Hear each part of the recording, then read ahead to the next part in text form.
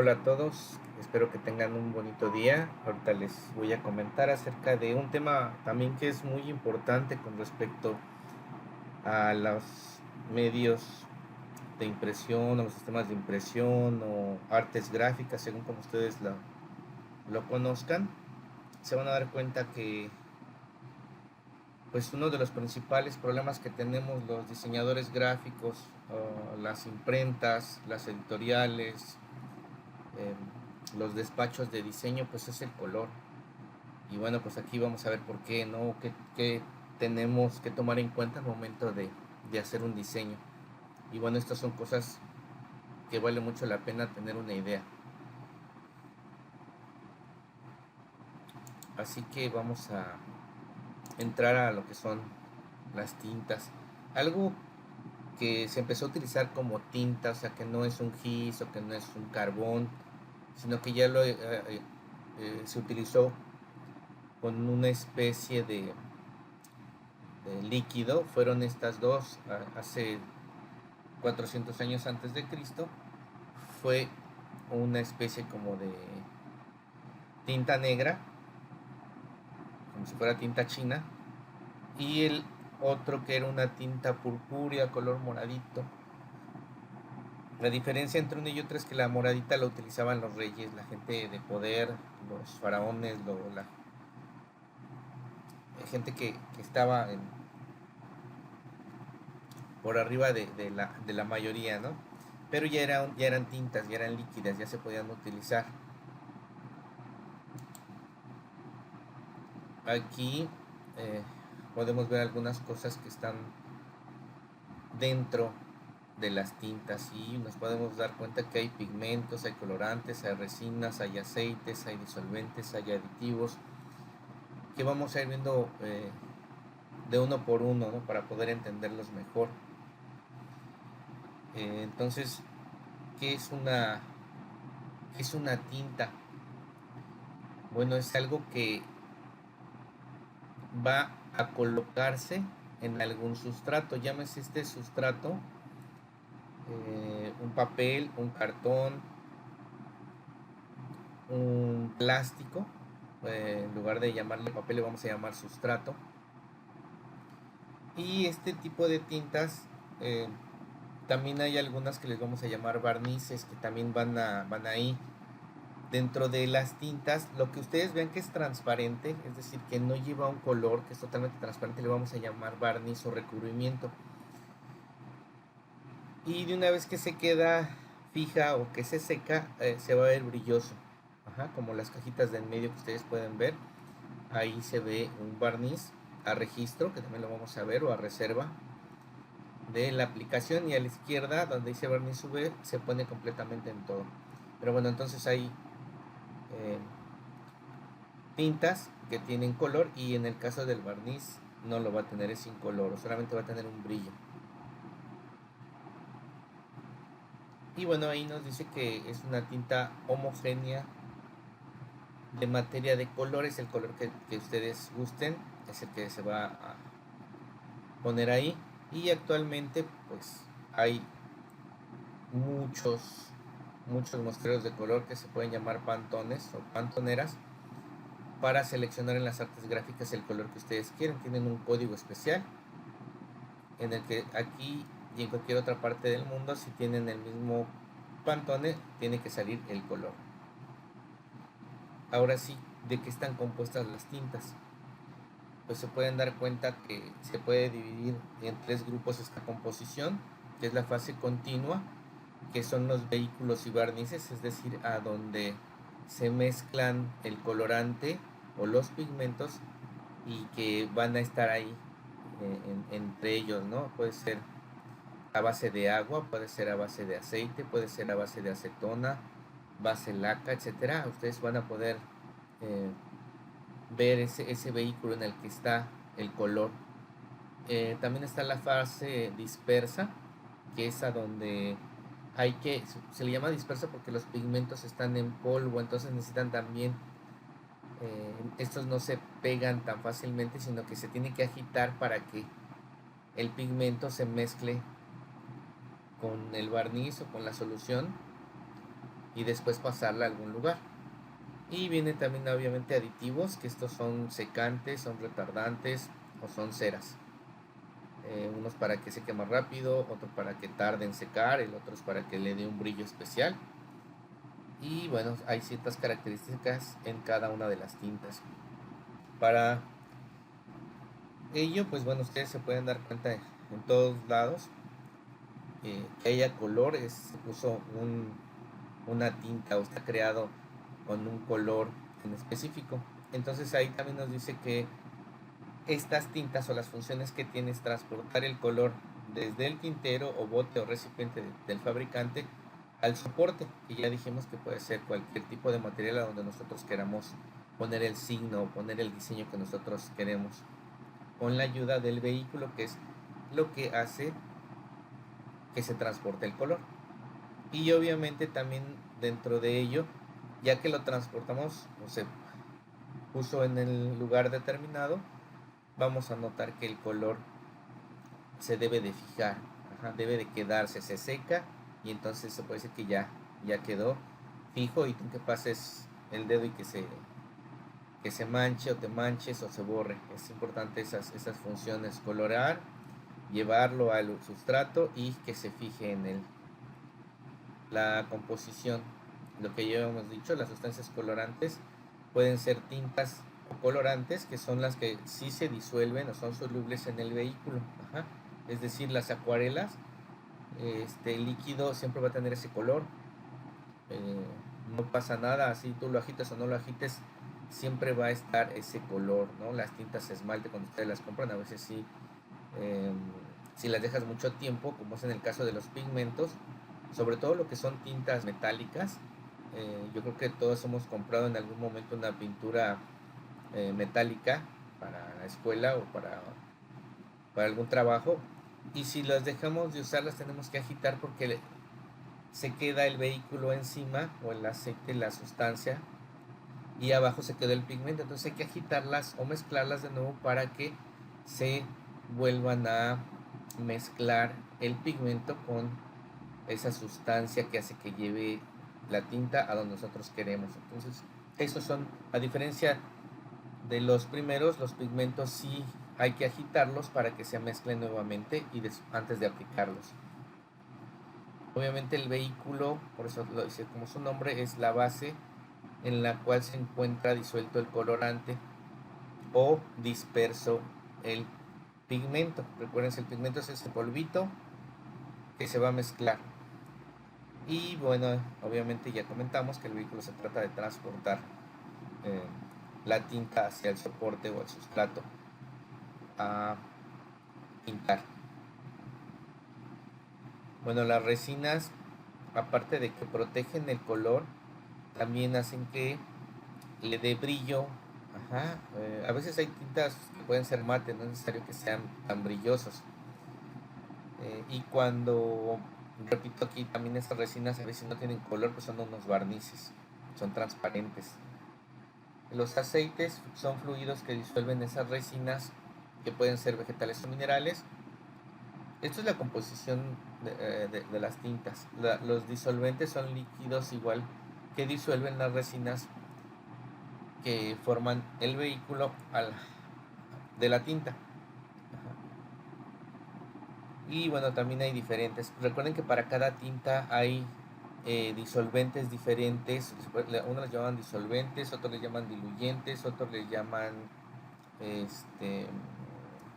acondicionadores, etcétera.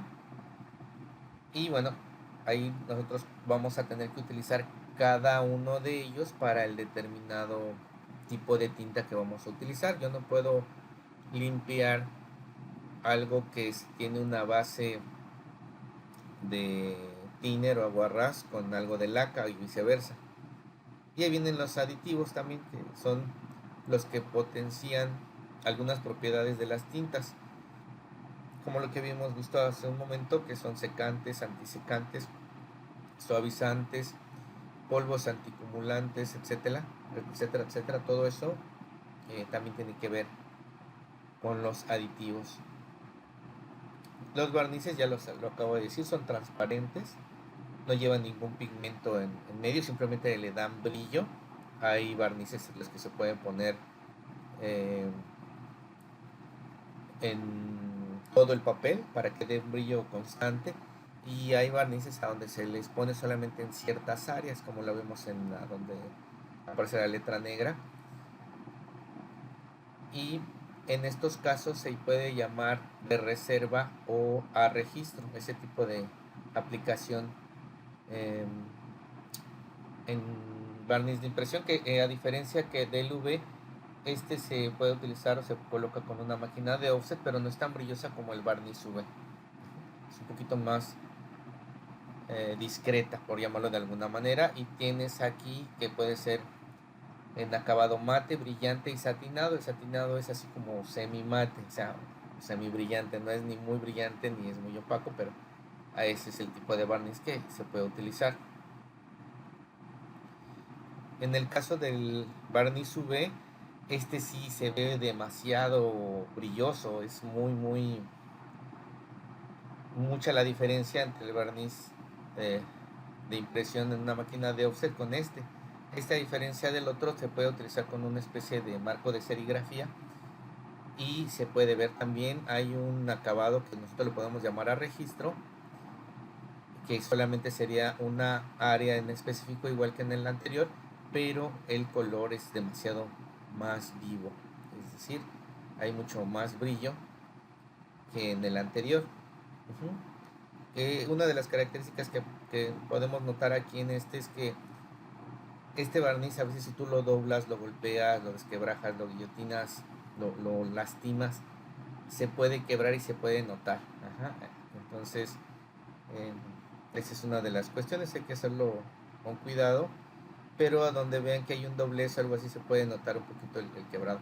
Y en este caso solamente tenemos mates y brillantes. Aquí otra vez podemos hablar acerca de el barniz a registro o a reserva, según en el país en que tú estés, lo vas a tener así, o el libro que tú leas, se va a notar cuando es un barniz a registro, es solamente ciertas áreas, como a donde dice Neral o Cata, ajá, ahí se ve que se le puso solamente barniz, el papel es mate, pero con el barniz brilla, y ese es un efecto que se ve muy bonito, como las tarjetas que están a su derecha. Hay otros que se llama barniz UV con textura o defecto. Este barniz también podría ver como si estuviera arrugadito, como si estuviera mojado, como si tuviera una textura. También se puede hacer. Últimamente se han estado utilizando barnices 2D y 3D que nos ayudan a dar un acabado todavía más vistoso. Pero estos son los que más utilizamos en sistemas de impresión o sistemas de reproducción, según sea como lo conozcas. Bueno, entonces esa composición en la que nosotros pasamos a la tinta, se puede decir que hay una especie de fase, que es primero pues que esté la mezcla bien hecha, después que se pase y se adhiera al, al soporte o al sustrato a donde nosotros necesitamos imprimir, y que después se quede como una especie de película, es decir, que se quede fija, o sea, ya seca es muy difícil que la puedas quitar. Por eso ahí lo que dice que es como un agente filmógeno que se asegura que se va a quedar ahí la tinta o el pigmento en el material que nosotros vayamos a ocupar. Repito, también estas tintas, ustedes no pueden utilizar una tinta que es para vidrio. Bueno, más bien no podrían ustedes poner una tinta que es para papel en un vidrio o en un metal, porque se va a caer, ¿no? Hay ciertas tintas con ciertas características que son especiales para cada material. No podemos poner eh, la tinta que sea en algún lugar. Por eso es importante saber en qué sistema de impresión y también en dónde, en cuál es el material o sustrato en el que se va a aplicar esa tinta. Bueno, en lo que es el secado, aquí las tintas tienen diferentes tipos de secado, que ahorita los vamos a estar viendo. Em, Aquí nos podemos dar cuenta que el secado es que pasa de la parte viscosa, de la parte que se fija y después va al estado sólido, es decir, que se queda fijo al tacto. Hay que dejar algunas tintas secan más rápido y otras menos rápido, pero tienen que pasar por algunos procesos químicos para que realmente se quede fijo el pigmento en el soporte. Y aquí nos dice secado, viscoso y endurecimiento, que son los dos procesos que tiene que pasar. Esa tinta, para llegar a quedarse ahí, primero está viscoso para poderlo transportar y después se endurece, lo que hemos estado diciendo hace ratito, hace un momento. La primera fase debe permitir que el resto de las operaciones de impresión se realicen sin inconvenientes de repintado o pegado, es decir, que no se vaya a escurrir, que no se vaya a, a quedar fresco o que sea muy fácil de poderse quitar. Eso es muy importante, que la tinta sea especial para el sustrato que nosotros vamos a tener. Y aquí los tipos de secado, ya que vimos esos tipos, o sea, qué es lo que es el secado y para cómo se va a componer o cómo se va a fijar en el sustrato, pues bueno, hay por evaporización, penetración, oxidación, radiación, que ahí está la infrarroja, ultravioleta, flujo de electrones, calor y catalización. En este caso, el secado por evaporización, es decir, que tiene una especie de vehículo o sustancia que se va a evaporar, va a pasar del estado líquido al gaseoso. Por eso es que casi todas lo que son alcoholes o algunos diluyentes en serigrafía, en offset, hay que taparlos, porque si los dejas destapados se van a evaporar, se desaparecen. Entonces, cuando llega a pasar ese solvente que se evapora, la única película que se queda ahí es el pigmento, es el color. Pero mientras nos ayudó a transportar la tinta al sustrato. Hay algunos tipos de secado por evaporización que son demasiado rápido, como en el caso de la flexografía, y ahí, si nosotros utilizáramos esas tintas en ese sistema de impresión como offset o como serigrafía, o tal vez, bueno, también no se usa mucho, pero tipografía actualmente, se secaría la tinta antes de pasar al papel. En los rodillos ahí se hubiese secado, entonces ese tipo de tinta no la podemos utilizar. Hay máquinas especiales a donde sí lo podemos hacer y seca demasiado rápido, y entonces se ve hasta la tinta que se está secando, pero va tan rápida la velocidad de la impresión que la tinta tiende a irse hacia las orillas, ¿no? Como en las bolsas de plástico. Hay otro que es el secado por penetración. Este tipo de secado, pues obviamente su nombre lo dice. Al momento de caer la tinta en el sustrato, el papel debe ser poroso, absorbente, y entonces se queda dentro del papel. Y este tipo de tintas las podemos ver en un periódico. Ajá. Sí, también el periódico es muy rápido, pero también si tú lo acabas de comprar en la mañana y pasas tu dedo en el periódico, te vas a dar cuenta que se mancha.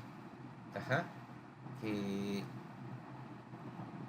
te va a manchar tu dedo porque está por penetración, y si no está muy seco, pero porque es también muy rápido, puedes llegar a manchar un poquito tus dedos con él.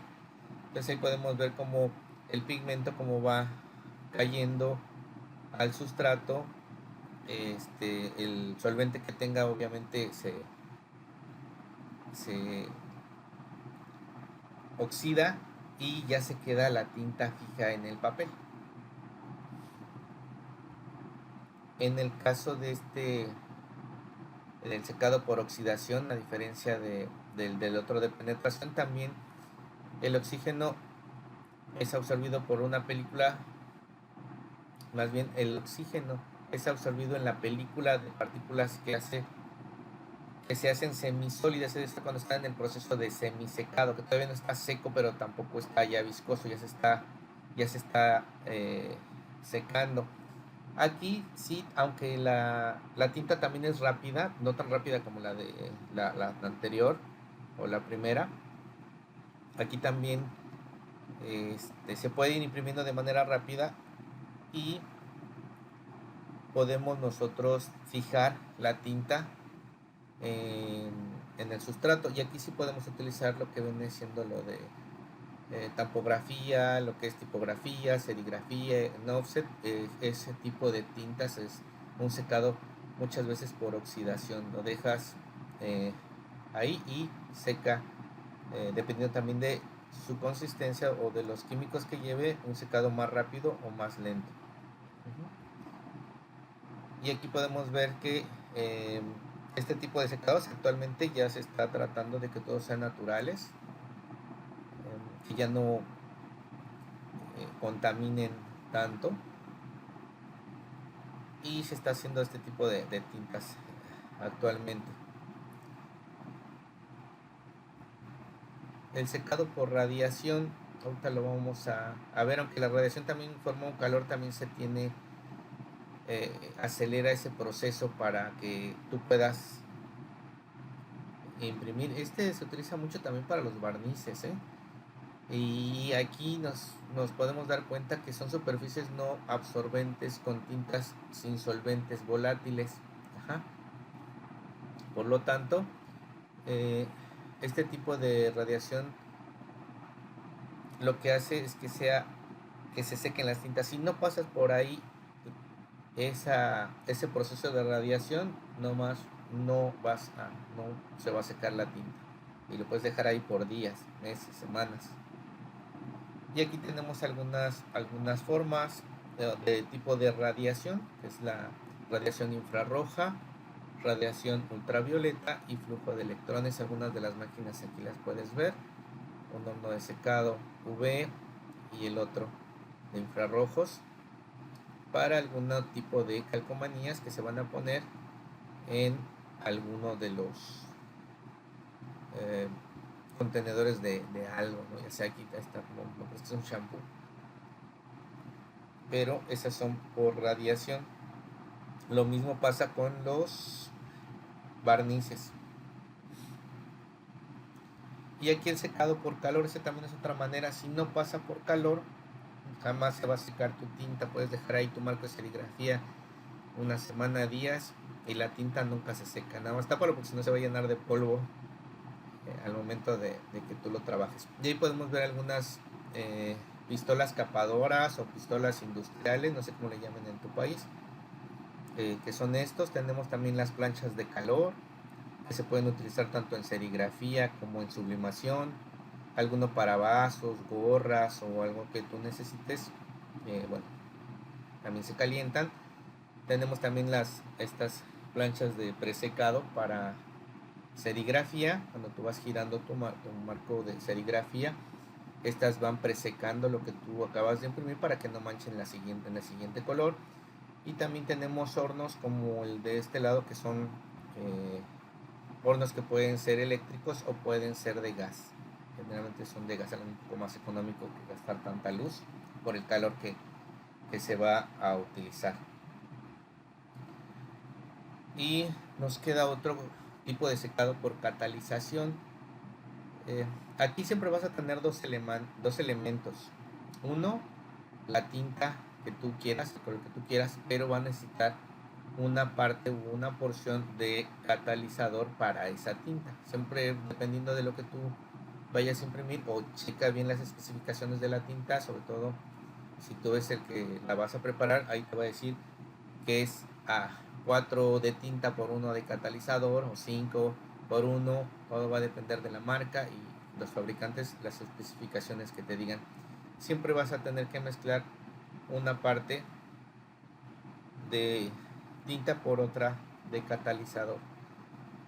Obvio, después si te sobra esa tinta, si ya se puso el catalizador, después te va a quedar una piedra. Si no la utilizas, o sea, no es bueno que imprimas que hagas demasiada tinta.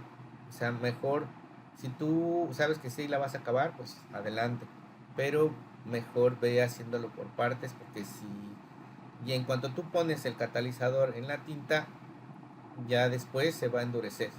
Hay que trabajar con ella y después pues que no te sobre, porque si no va a ser un desperdicio la cantidad de tinta que tú vayas a utilizar. Y este tipo de tinta, por decir aquí en lo que es serigrafía, pues es más para vidrios o metales, para que fije bastante bien, ¿no? Esta tinta es especial para ello. Bueno, ¿cuáles son los factores que afectan al secado de las tintas o las tintas? Algunos son también los pHs del papel, que pueden ser entre más alcalinos o pueden ser eh, más ácidos. Eso también tiene que ver. En el siglo XIX se dice que teníamos papeles que duraban menos que los papeles que se hacían en siglos anteriores, que ustedes se pueden dar cuenta que hay papeles que duraban algunos cientos de años, y actualmente si tú tienes un libro viejito del siglo pasado, de 1920, 1930, 1950, ya lo vas a ver súper amarillo y con puntitos de que se está acabando. Eso tiene que ver con la alcalinidad o la acidez que tenga el papel. Demasiado ácido puede provocar que el papel tenga un deceso del pH y eso retrasa el secado. Y bueno, aquí en lugares tropicales, como es en el caso de México, en no sé, todo lo que es Cancún, Veracruz, Chiapas, etcétera, donde hay mar, el ambiente también puede hacer que tarde más el secado. Y la temperatura, también si hace mucho sol, si está lluvioso, también nos va a ayudar, nos va a interferir un poquito en cuestión de especificaciones que nos puede decir la tinta. Por eso es que casi todo lo que nosotros hacemos o se imprime debe de estar en un lugar con aire acondicionado, o si vas a imprimir, imprime todo de una vez para que no se vaya a reducir, a encoger tu papel al ponerle las tintas. O si te esperas un día más, pues se puede encoger el papel un poco. Tener cuidado o saber en dónde estás y que se te mantenga una temperatura constante para evitar este tipo de cosas. Luego, ¿qué son los pantones, colores, modelos de color para impresión?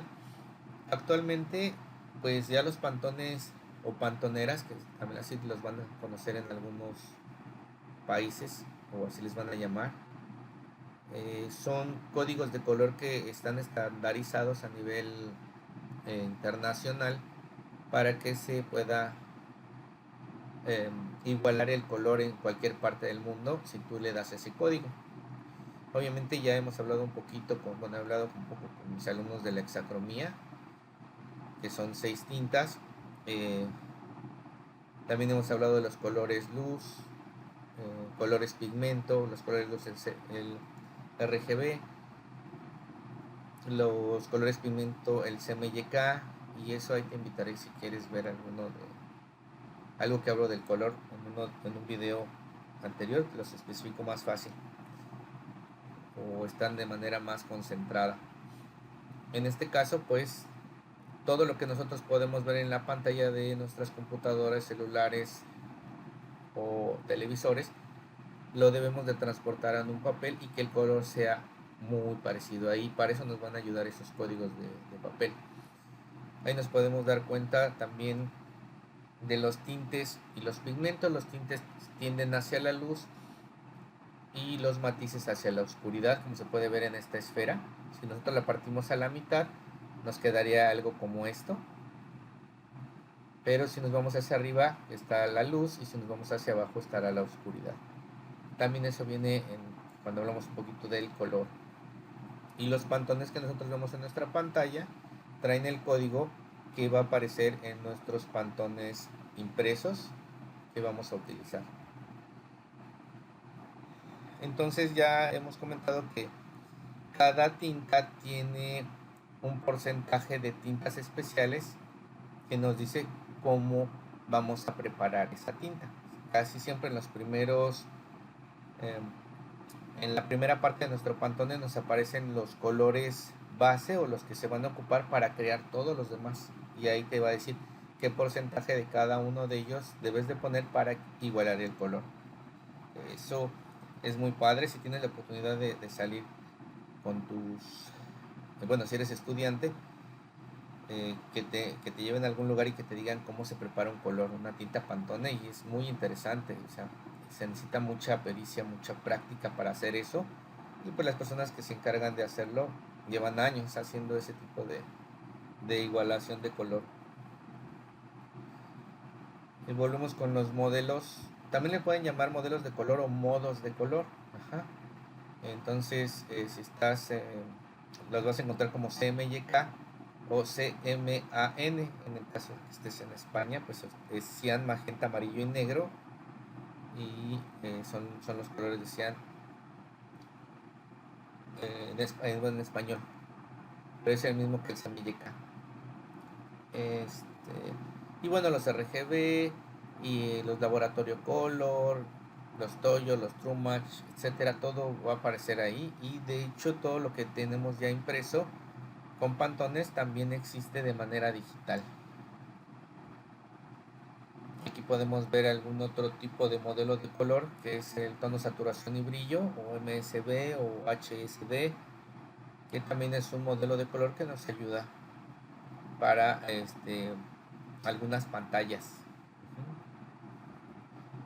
Laboratorio Color, que era lo que les había comentado, que nos ayuda muchísimo, 256 colores por ahí. Y también tiene que ver con la luminosidad y con la parte de oscurecer el color.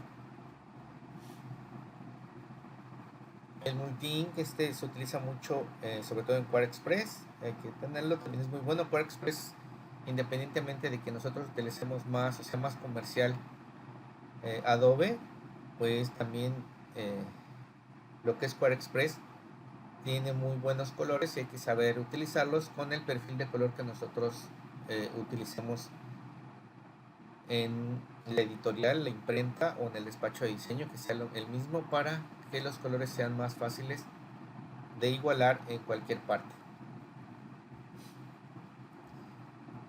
Medio tono, pues bueno, aquí nos podemos dar cuenta, a veces nosotros le podemos llamar medio tono, semitonos, punto de semitono, trama, tramado, etcétera, y son los puntitos que se hacen con los colores CMYK, como lo que ustedes pueden ver en la parte que hice de impresión de puntos. Como se ve, entre más grandes son los puntos, bueno, obviamente se notan, entre más chiquitos pues se van a notar menos. Si ustedes agarran una lupa, aquí está con un zoom, pero ustedes agarran una lupa y se ponen a ver algún diseño, lo van a ver de esa manera, con esos puntitos, o lo que se llama roseta de impresión, que aquí se empiezan a ver las bolitas, cuando más chiquitos así se nota. Esto es en impreso, son puntos de los colores CMYK, y en digital son píxeles, que también si estás más cerca o si es de muy baja resolución, pues los píxeles son más grandes, y si son más chiquitos pues se van a ver menos los píxeles.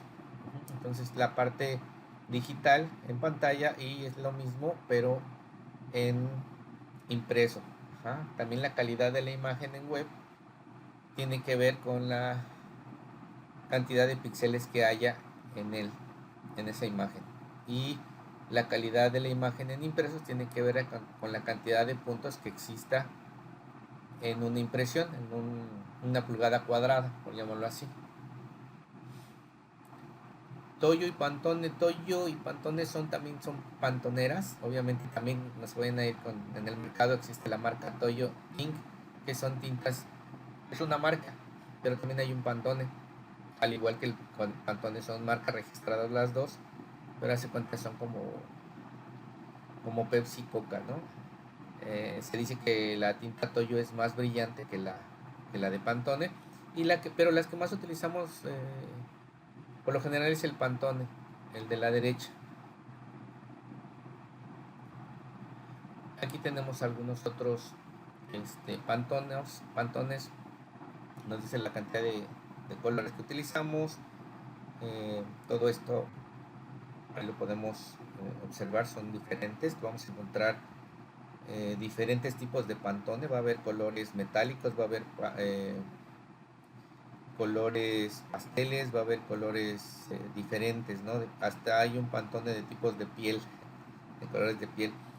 y te dan tu software si tú compras alguna máquina grande o algo así, o ya en los programas de diseño como Illustrator, InDesign, Corel, etcétera, van a estar instalados los pantones que tú ves aquí de manera digital impresa, ya van a estar instalados en tu computadora, en ese programa.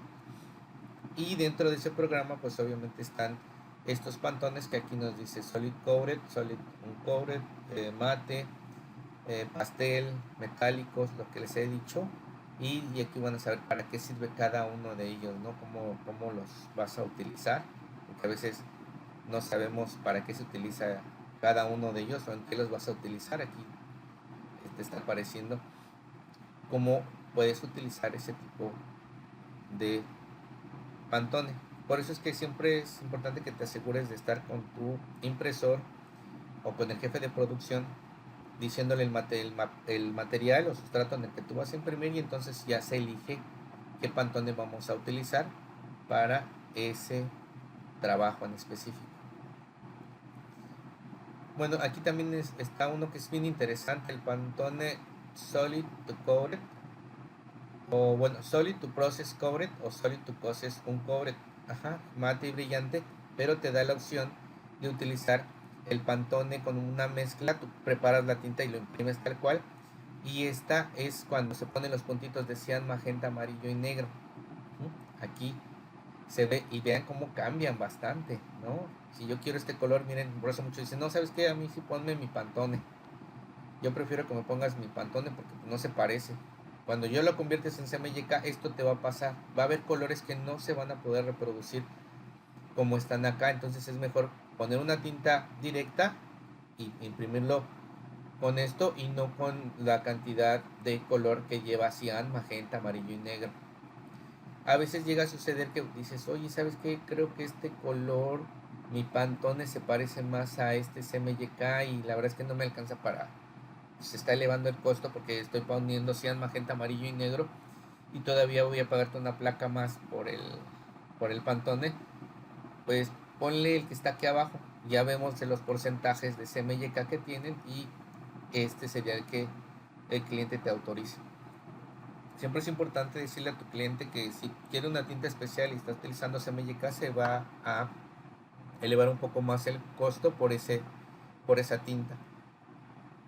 No son 4 colores en sí, sino que ya van a ser 5 por la tinta especial. Bueno, los pantones o Solid de Hexachrome, podemos ver que está el CMYK, pero también aparece el naranja y el verde, o pueden aparecer los colores light, que son 50% magenta y 50% cian. Ahí nosotros eh,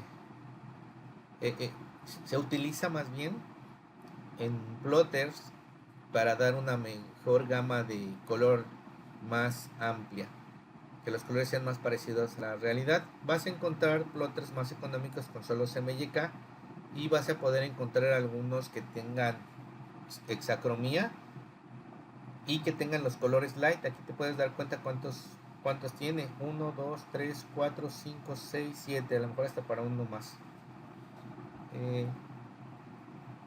Esto es la hexacromía, 6 colores para imprimir.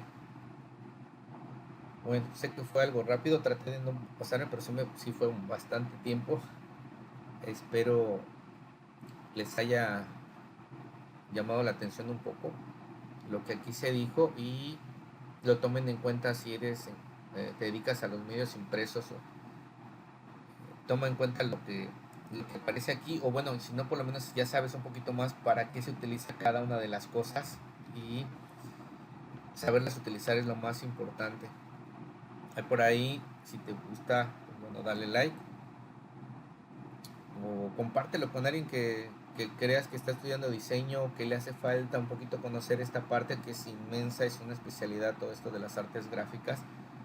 No es tan fácil conocerlo, y conforme va cambiando los tiempos, la tecnología va avanzando y esto va a seguir adelante. Hay tintas que cambian con el color de la luz, se hace frío, se hace calor. Hay tintas que huelen, como cuando tú vas al súper y vas a la parte de donde están los aromatizantes, pasas el dedo y ya sabes a cómo va a oler esa tinta. hay tintas de seguridad que se ven con ciertos tipo de luces. Hay muchas cosas que no las comento aquí porque ese sería meternos a otro tema que se llama diseño de seguridad, que a lo mejor lo podemos hablar más adelante, pero esto es lo que es tintas de impresión, tintas para artes gráficas. Espero te haya gustado. Y bueno, si tienes alguna duda, pues ya sabes que puedes preguntarme y con mucho gusto te responderé. Si eres mi alumno, pues en clase. Si eres alguien que me sigue, pues me puedes dejar aquí tu duda y con mucho gusto te la responderé. Les mando un abrazo a todos y que pasen bonito día donde quiera que estén.